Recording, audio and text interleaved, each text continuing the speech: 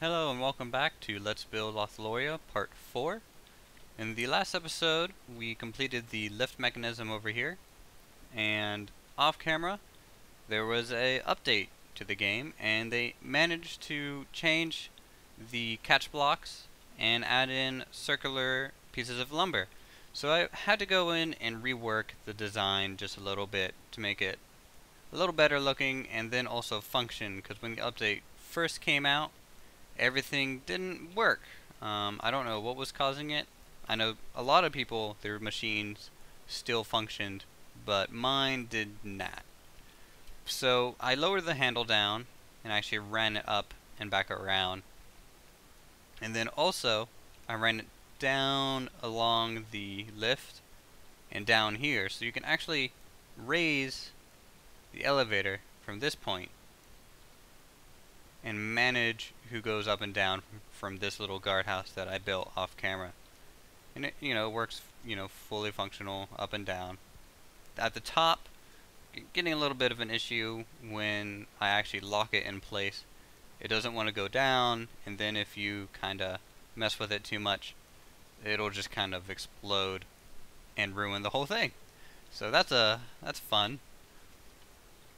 This little guardhouse structure that, I kind of threw it together because I felt like this area was just getting a little too plain, and this spot seemed like a good location for one of the smaller guardhouses.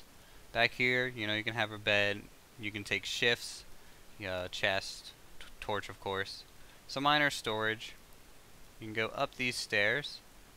This will be the control for the actual lift.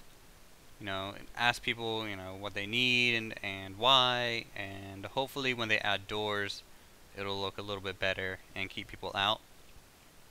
And I totally knocked over the chair, so that's fine. That can just go over there. Maybe they got in a bar fight. I don't know. It's not a bar. I don't know why I would think that at all. So we're going to be working at the top part of the lift, kind of designing a lift house. I kind of want to be an open structure, and so we'll go ahead and get started. So the front end, I'm thinking about raising up like so. If I get that in there.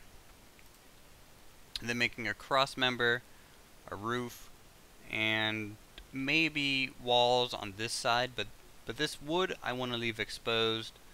It's kind of a different theme than the rest of it, and really nice if I can keep that separate. Maybe have doors, a big archway here, and it becomes a little bit more defendable like that. That way they have to kind of funnel out this way. That's kind of what I'm going for. So we'll go ahead and can't just add this anywhere. If I were to add that there, I wonder if I can still rotate everything. Some of this is going to be definitely a work in progress, and there might be many iterations before we get something that actually works. So we'll do that, and no, it doesn't want to lay over the wood there. That's odd. Maybe the catch blocks are kind of interfering with that section there. So we'll go ahead and just get rid of these. Darn. That's kind of what I wanted. Maybe we'll try some battlements. That way this part will be outside still. I think I want the one gnat in the middle. Like so. And then our wall. See, they still need access to the handle. I don't know how to give it to them.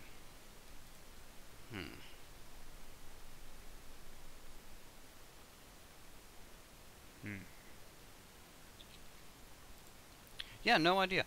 We'll just have to maybe we'll work on the entryway. Might be best. We'll do some proper stone pillars here.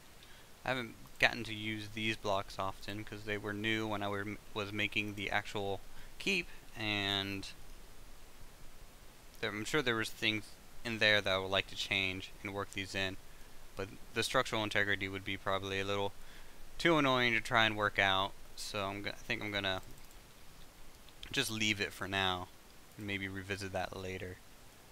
Then I'm thinking wooden supports out to this column might be good.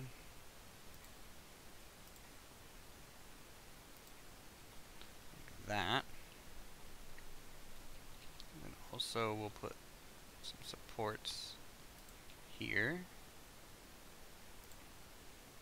Gotta bring it around.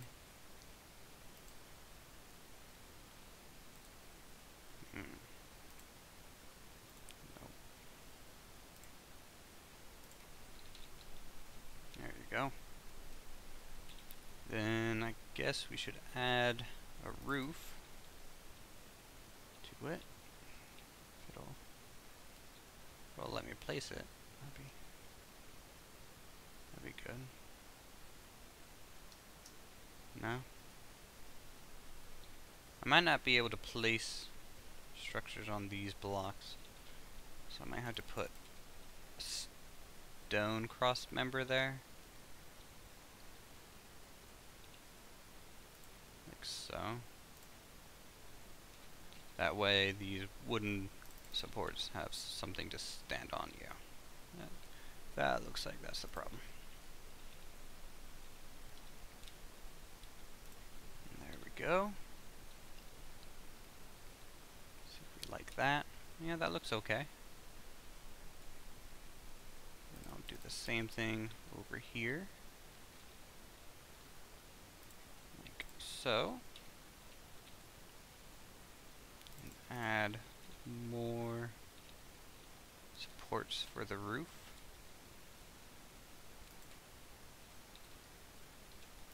There we go. Now roofs are very heavy, and if I press the N key here, it'll bring up all the structural weight. And this area is getting a little weak. This is all the wood, and it's, I guess, counting the structural integrity of it, maybe. And then these columns are probably bearing most of the weight. So I'm hoping a roof isn't too heavy for it, but you never know. Go ahead and close that. And thinking of sticking with a brown roof right now. Nope. Nope. That's a whole lot of nope. Okay, so I think this is the structure I want. It's fairly open in one linear direction, otherwise closed off, and I expanded the top of the lift. That way, it just kind of breaks open at the top. It's not just this straight line shaft. And also, put some battlements on it. It can still be used as a defensive structure, and you'll be able to shoot, hopefully, people who are trying to use the lift up. See, if they destroy this thing, they're kind of in a tough spot, because at that point they need to build ladders and additional things when they could really just plan to use this structure to get up in the first place. So, I haven't put the roof on yet. And in fact, I'm going to save before I do, because roofing is it can be tricky. It's just one of those, hey, there's too much weight all of a sudden and it all comes tumbling down. And so I'll be checking the structural integrity key fairly often and hoping we don't add too much weight. Nope, still in the greens, which is good. This corner piece, I don't know how I want to handle yet, but I just want to see what we get with just all the roof on here. And a couple more pieces. There we go. So I think something like that is what I was shooting for when thinking about the structure in general.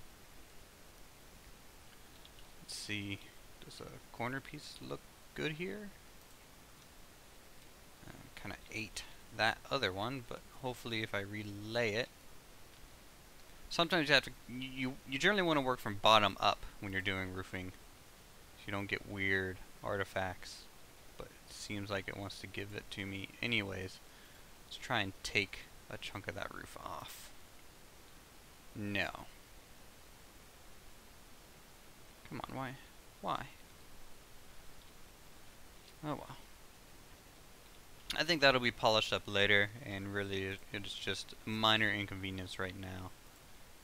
So we'll just go ahead and replace this side as well. That way they're at least uniform in some fashion. There we go.